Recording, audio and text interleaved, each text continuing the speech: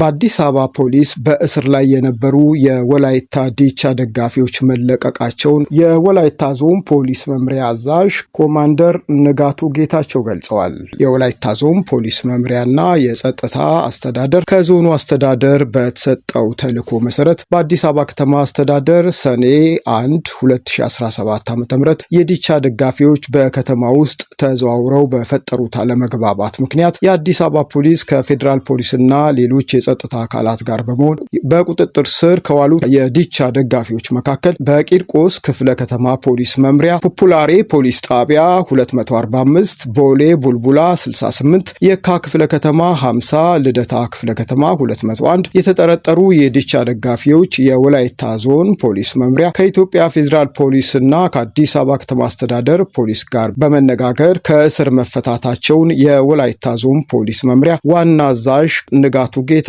አስታውቀዋል። የኢትዮጵያ ፌዴራል ፖሊስና የአዲስ አበባ ፖሊስ የዲቻ ደጋፊዎች በከተማ ውስጥ በተለያዩ ቦታዎች ተንቀሳቅሰው የፈጠሩትን ያለመግባባት ለመፍታት በወቅቱ የወሰዱት እርምጃ የከፋ ጉዳት እንዳይደርስ ያስቀረ በመሆኑ ያመሰገኑት አዛዡ የተፈጠረው ችግር በውይይት በመፈታቱ የዲቻ ደጋፊዎች የነበሩና በተለያዩ ክፍለ ከተማ የታሰሩ ከ564 በላይ የዲቻ ደጋፊዎች ተፈተዋል ሲሉ ገልጸዋል። ሌሎች የተወሰኑ በወንጀል ድርጊት የተጠረጠሩ ጉዳያቸው በፍርድ ቤት የሚገኙ መኖራቸውንም ጠቅሰዋል። በመጨረሻም በዚህ ጉዳይ እገዛና ትብብር ያደረጉ አካላትንም የፖሊስ መምሪያው ኃላፊ አመስግነዋል። እንደምታስታውሱት የወላይታ ዲቻና የሲዳማ ቡና ዋንጫ ጨዋታ ላይ በአዲስ አበባ ለድጋፍ የሄዱ የተለያዩ የወላይታ ዲቻ ደጋፊዎች ከፖሊስ ጋር በፈጠሩት አለመግባባት ነው የተፈጸመው። አሁን እንግዲህ እንደተገለጸው